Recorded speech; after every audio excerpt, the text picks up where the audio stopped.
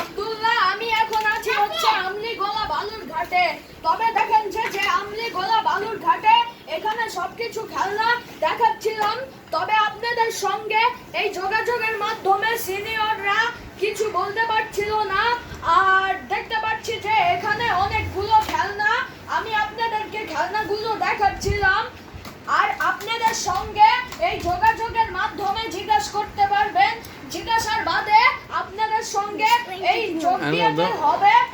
আর হুমায়রা, তুমি এই ব্যাপারে কিছু বলতে চাও? হ্যাঁ, বলো। আমি বলতে পারি। আমি যেহেতু হুমায়রা বলছিল না, তবে আমরা রাফিদের কাছে একটা যোগাসন জেনে নেই।